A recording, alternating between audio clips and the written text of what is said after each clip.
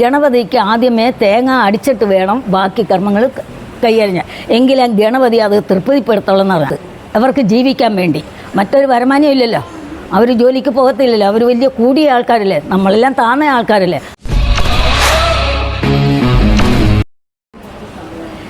ഈ അമ്പലം അവർ സൃഷ്ടിച്ചിരിക്കുന്നത് എന്തിനാണെന്ന് വെച്ചാൽ ഈശ്വരന്മാർ ജീവനത്തോടെ വന്നാണ് ജനങ്ങളെ സംരക്ഷിക്കാനായിട്ട് വന്ന്. അപ്പം ഈ അസുരന്മാരെ എല്ലാം വധിച്ചു കഴിഞ്ഞ് അവർ അവരുടെ കർത്തവ്യം സമാധാനവും ശാന്തതയും കൊടുത്തിട്ട് അവർ പോയി. അപ്പോൾ അവരുടെ പ്രതിഷ്ഠകൾ ഈ 5 വിശ്വകർമാക്കളുണ്ട്.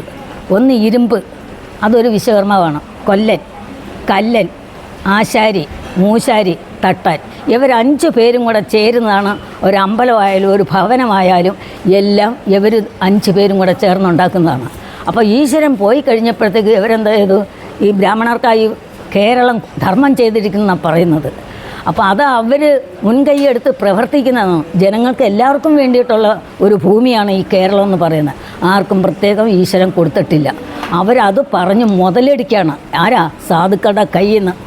അതായത് അമ്പലം ഇവരെ കൊണ്ടും വിളിച്ച് അമ്പലമെല്ലാം തീർത്ത് പ്രതിഷ്ഠയെല്ലാം ഉണ്ടാക്കി കഴിഞ്ഞിട്ട് ജനങ്ങളിലോട്ട് പ്രസിദ്ധീകരിക്കും. നിങ്ങൾക്ക് എന്താണ് ആവശ്യം, ആ കാര്യം പറഞ്ഞ് അമ്പലത്തിൽ വന്ന് ഈശ്വരന് വേണ്ടുന്ന വഴിപാടും കർമ്മങ്ങളും ചെയ്യുമ്പം നിങ്ങളുടെ കാര്യങ്ങളെല്ലാം ഓക്കെയാണ്. അതിന് വേണ്ടിയിട്ട് പ്രതിഷ്ഠകളെല്ലാം ഇതിങ്ങനെയാണ് അത് ഉണ്ടാക്കിയത്, അവർക്ക് ജീവിക്കാൻ വേണ്ടി. മറ്റൊരു വരുമാനം ഇല്ലല്ലോ, അവർ ജോലിക്ക് പോകത്തില്ലല്ലോ, അവർ വലിയ കൂടിയ ആൾക്കാരല്ലേ, നമ്മളെല്ലാം താഴ്ന്ന ആൾക്കാരല്ലേ. അതുകൊണ്ടാണ് അവരത് അങ്ങനെ ചെയ്തത്.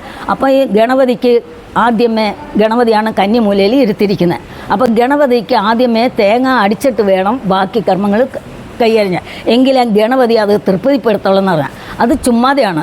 എൻ്റെ അറിവിലും എനിക്ക് എൻ്റെ ഈശ്വരൻ തന്ന അറിവിലും ഞാൻ ശ്രദ്ധിച്ച് നോക്കിയവർക്ക് അത് സത്യമാണെന്ന് പറഞ്ഞു. ഇപ്പം ഗണപതിക്ക് തേങ്ങ അടിക്കണമെന്ന് പറഞ്ഞു. അപ്പം ഒരു 100 പേര് വന്ന് ആ ഗണപതി ഇഷ്ടപ്പെടാൻ വേണ്ടിയിട്ട് ആളാമീതം വന്ന് തേങ്ങ എറിയണം. അപ്പോൾ എത്ര തേങ്ങയാണ് അവിടെ വീഴുന്നത്, അത്രയും തേങ്ങയുടെ മുതൽ അവർക്ക് ജീവിക്കാൻ കിട്ടിയില്ലേ? അത് പറഞ്ഞ് ചെയ്യിപ്പിച്ചില്ലായിരുന്നെങ്കിൽ അത്രയും മുതൽ അവർക്ക് കിട്ടുമായിരുന്നോ? ഇല്ല. അപ്പോൾ അതിന് വേണ്ടിയിട്ടാണ് ഈ ജനങ്ങളോട് ഓരോരോ പൂജയും കർമ്മങ്ങളും അതും ഇതെല്ലാം പറഞ്ഞ് അവരെ കൊണ്ട് ദേവന്മാരായാലും ദേവിമാരായാലും ഗണപതിക്കായാലും എല്ലാം ചെയ്യിപ്പിക്കുന്ന. അവർക്കൊരു നിത്യം വരുമാനം കിട്ടി അവർക്ക് സുരക്ഷിതമായിട്ട് ജീവിക്കാൻ വേണ്ടിയുള്ള ഒരു സംവിധാനമാണ് അവർ ഒരുക്കിയിരിക്കുന്നത്. ഇത് പൊതുജനങ്ങൾ അറിയുന്നില്ല.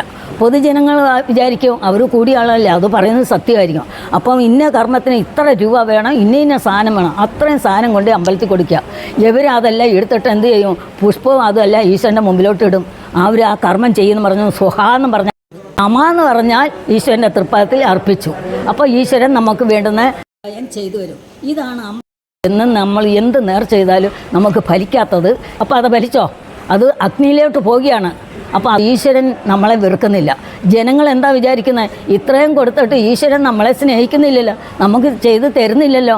പക്ഷേ ഈശ്വരൻ അവിടെ കൊടുത്തോ? ഇല്ല. ഇവർ കപ്പയാണ്, ഇവർ പണം ഉണ്ടാക്കി, ഇവർ സുരക്ഷിതമായിട്ട് അവരുടെ ഭവനങ്ങളെല്ലാം വളർത്തി വേണ്ടുന്നത് എന്താണെന്ന് വെച്ചാൽ അതെല്ലാം അവർ ചെയ്ത് ജീവിക്കുക.